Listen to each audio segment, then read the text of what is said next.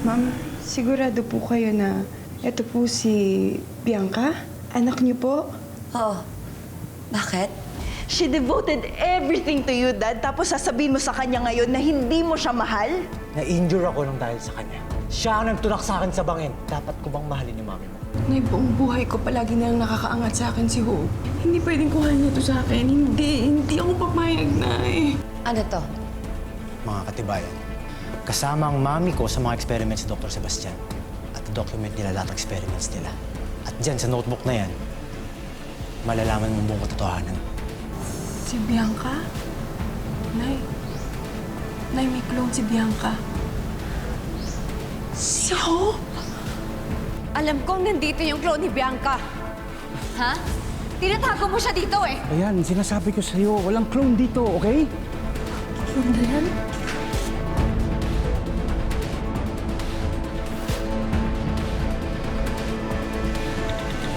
Alam mo ka dito nagsisinungaling? Bakit hindi mo ako kaya na umikot sa facility mo?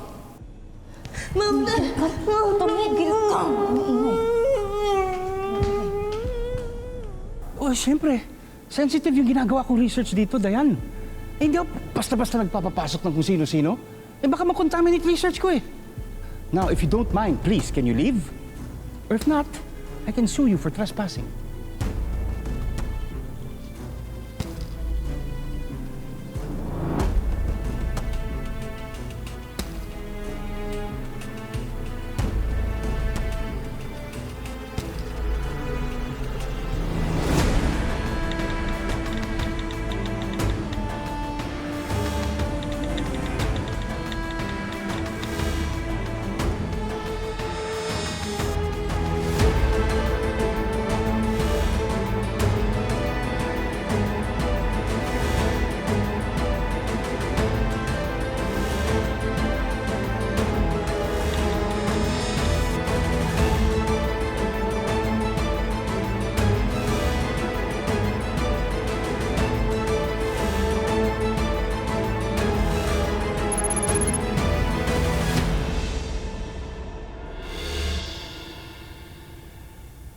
Bakit niyo ako nilalayo kay Ma'am Dayan?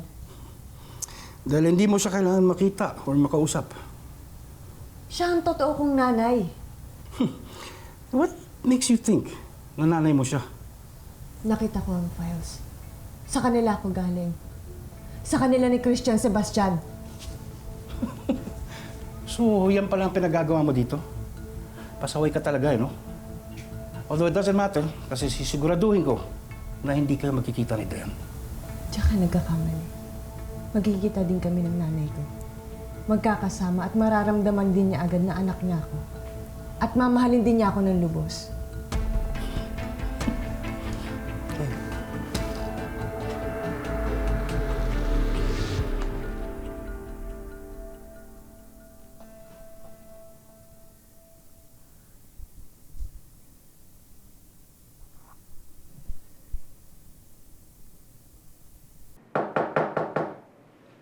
Pasok.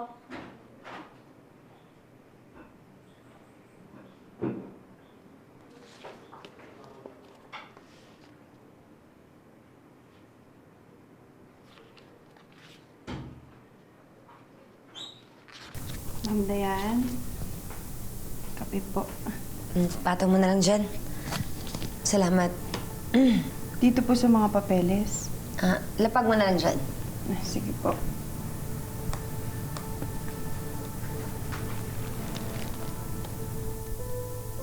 Ay, ma'am. Pwede ko po ba makita? Sige.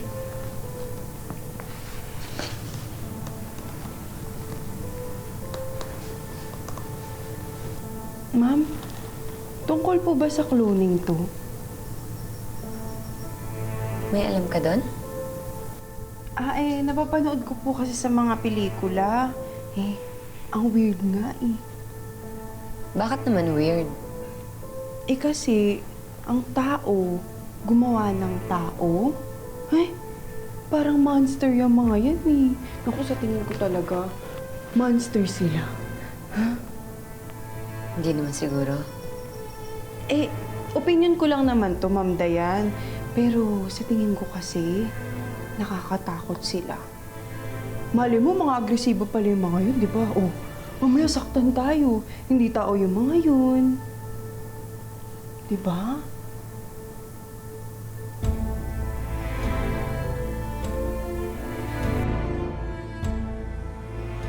Fertilization of egg cell in process.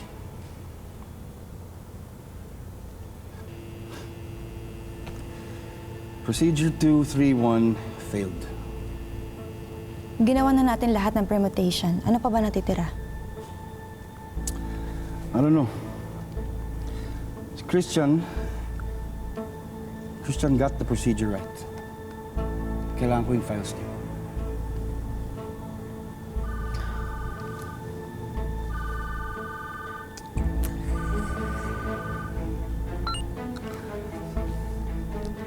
Yes, TSV? Lucas, ano ng progress? Well, TSV, as of now, wala pa eh. We're still waiting for the egg cell to be viable. Ang tagal ng Lucas, ha? Nauubusan ako ng oras. Get results or else babawiin ko ang milyong-milyong ininvest ko sa'yo!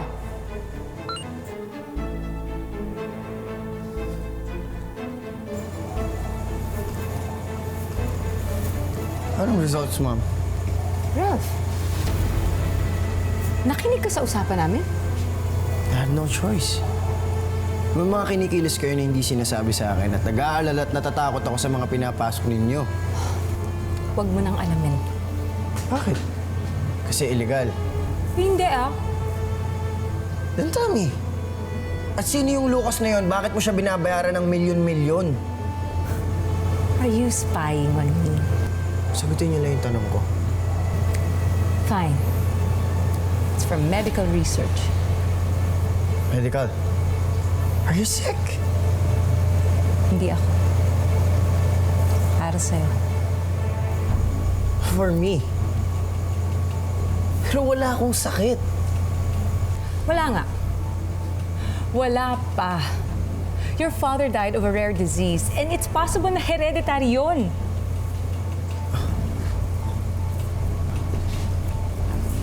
Come on, Ma. You really think na makukuha ko yung sakit ni Daddy? Ha? Na pwede namang hindi. Di ba? Masyado kasi kayo nag-aalala sa mga bagay na pwede namang hindi mangyari. I just want us to be prepared, anak.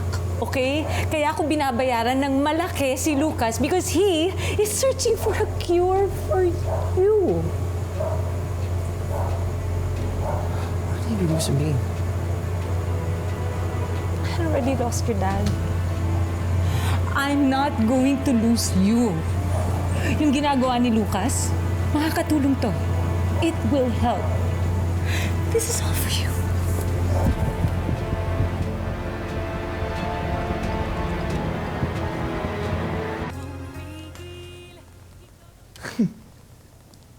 Talaga ba? Iniisip ng mami mong magkakasakit katulad ng sakit ng daddy mo? Ayoko ba dun? Masyadong paranoid si Mami. Intindihin mo na lang. Alam mo, malaking dagok yun para sa mami mo ang pagkawala ng daddy mo. And I'm sure, ayaw niyang maulit-ulit yun. Yun din ang sabi niya. Kaya nga ngayon pa lang, naghahanap sila ng cure. Pero para sa akin, feeling ko, nagsasayang lang ng pera at oras yun si Mami.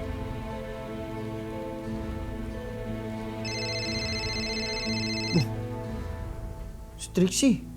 Si Trixie? Malamang tungkol kay Hope yan. Malamang. Diyan ba sasagutin? Umiiwas nga ako kay Hope para makamove on ako tapos sasagutin ko yan. Eh di pag sinagot ko yan, makakasagap ako ng balita. Eh di baka lalo lang di ako makaget over. Sagutin mo na, naiintriga ako eh. I-loudspeaker mo. Sige na.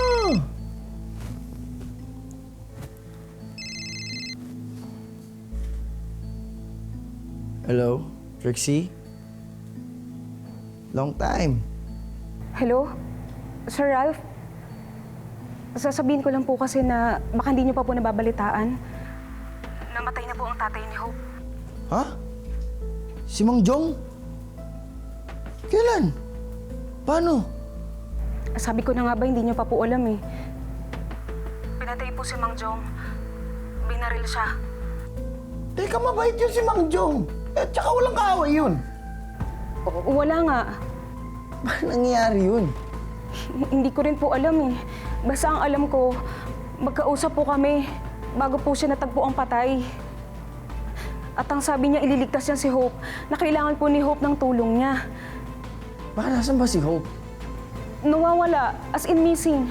Walang pakita, walang tawag. Wala. Kaya gano'n na lang po nag-worry si Mang Jong eh. Gusto po siya iligtas ni Mang Jong pero wala na. Patay na si Mang Jong. Kaya tingin ko may kinalaman yung pagkawala ni Hope sa pagkamatay ni Mang Jong eh. Sa tingin ko, nasa panganib ang buhay ni Hope. Sana lang buhay pa siya.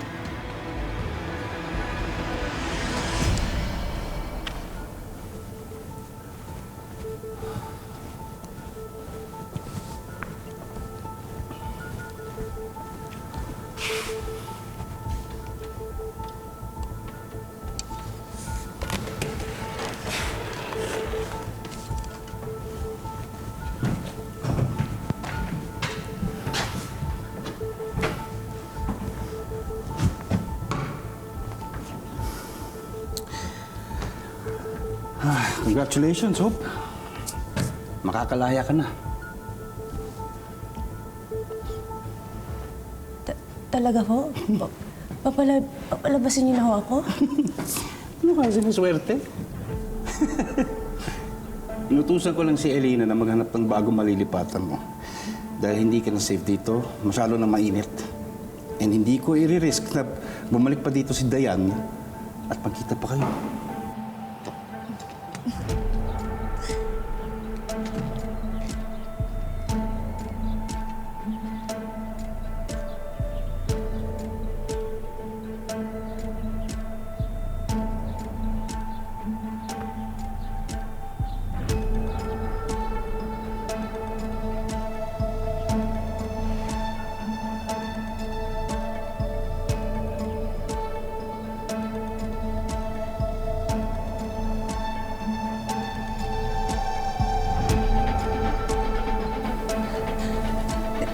Hinahanap ako ni Mang Dayan, hinahanap ako ng nanay ko. Huwag ka na umasa, Hope. Hindi ako papayag na magkita pa kayo ulit. Dahil sa akin ka lang. Yan naman ang silbi mo, di ba? Para mapag-eksperimentohan. Although, bago tayo umalis dito sa lab na to, I have one last experiment prepared for you.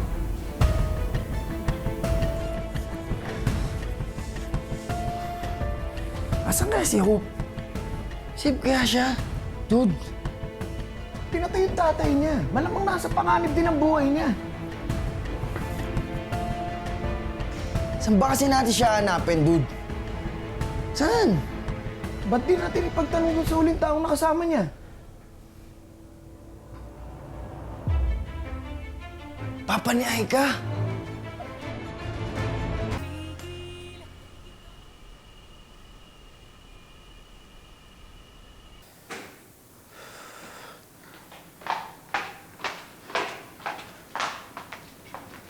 Ralph,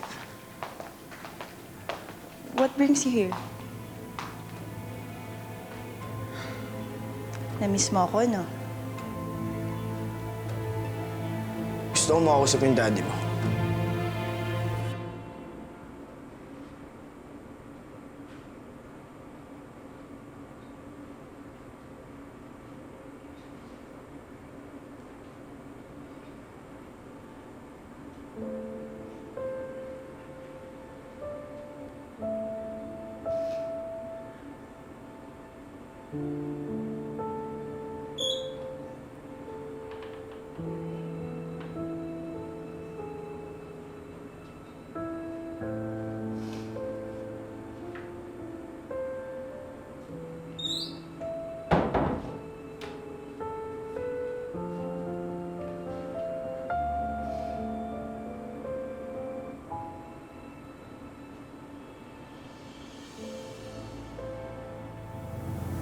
Nay, pwede bang itabi mo muna yung litrato ni tatay?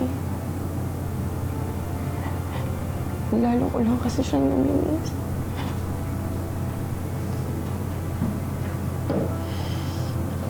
Sino bang hindi? Buong buhay niya, siyang bumuhay sa atin. Buong buhay niya, nagtrabaho siya para sa atin. Lalong-lalo na para sa'yo. Bakit? Di ba hindi naman kayo okay? Gusto kong malaman kung nasan si Hope. I knew it, Ralph.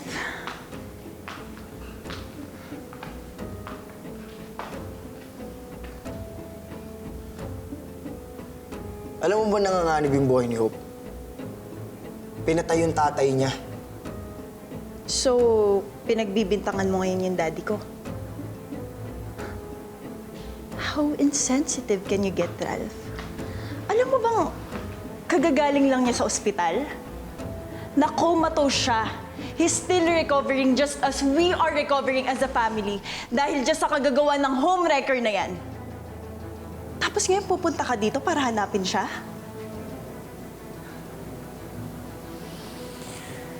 Aika, I need your help. No.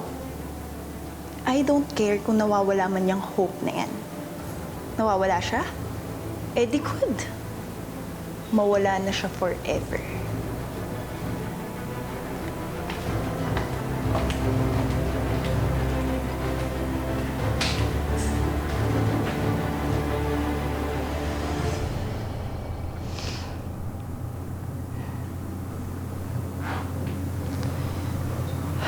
Kaya...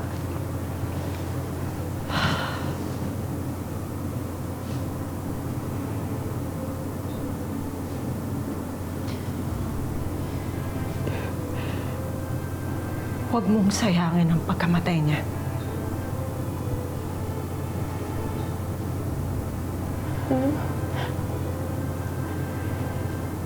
Paano na eh?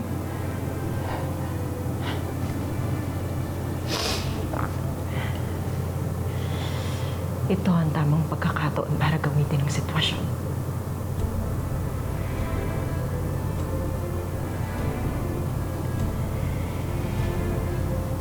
Magpakaawa ka kay Ma'am Dayan para mas makarami ka nang makukuha sa kanya.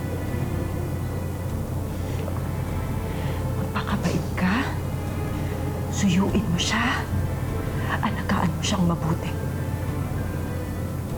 Ipakita mo na mas kamahal-mahal ka kaysa sa Bianca na yun. Pati kayo.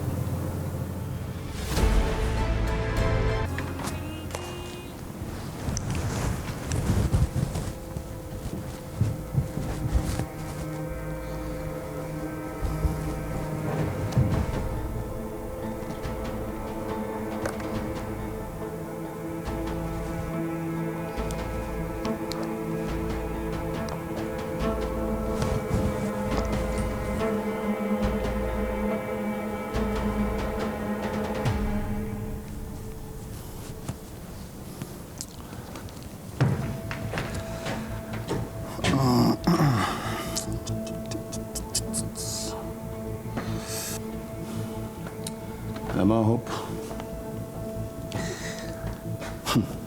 it's been a while.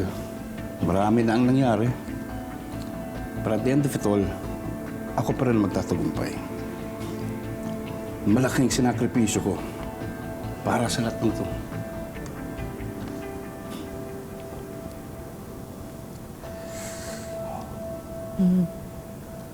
Kahit anong gawin mo, Lucas, hindi ka magtatagumpay dahil masama kang tao. Alam mo, Hope, hindi niya iisipin ng tao yun, yung kasamaan ko. Na oras na makagawa ng milyong-bilyong clone, malulutas nito ang maraming karamdaman. Makikilala ako sa buong mundo na bilang isang magaling na scientist. Wala nang makakapigil sa akin doon. Darating din ang panahon na sisingilin ka sa lahat ng kawalang-yaang ginawa mo, Lucas. Sino maniningil? Ikaw? Huwag ka lang umasa ho. Hinding-hindi mo ako maiisa. Kahit kailan.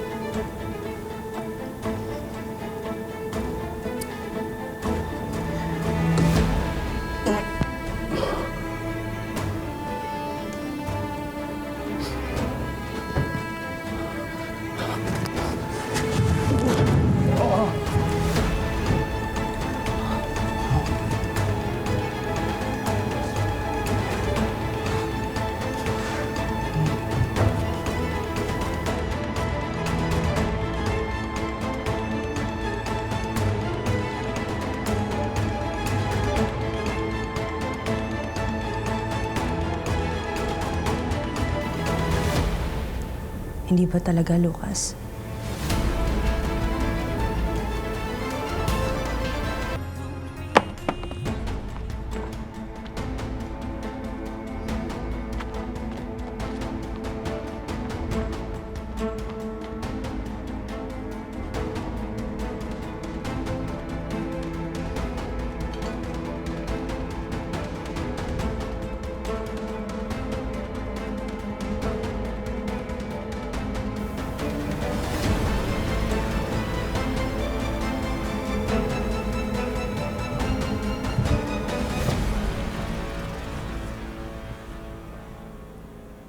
Tangayin man ang alon, papalayo sa akin. Dalhin man ng hangin at sa akin ka ay kunin. Hahanapin kita. Ikaw ang bintig ng pusong minsan nang tumigil. Ikaw ang hangin na nagbigay buhay sa akin. Ikaw ang ligaya, pangarap at pag-asa. Ma'am Dayan, okay lang mo ba kayo? May nangyari po ba sa inyo? Naalala mo ba nung naaksidente ako? Nakapagpasalamat ba ako sa'yo nun? Opo, nagpasalamat po kayo agad sa akin. Kaya nga po, naging mas malapit yung loob natin sa isa't isa agad, di ba? Sinungaling ka? Hindi mo alam yung mga sinasabi mo. Dahil nagpapanggap ka lang. Hindi kasi Hope! Kayong mag-ina, niloko niyo ako! Wala nang ibang clone na maghihirap kaya ko. Wala nang ibang clone na pagdaraanan ng mga sakit na naranasan ko. Tama na. Ako na ang huli. Kung ano man yung binabalak mo, huwag mong ituloy.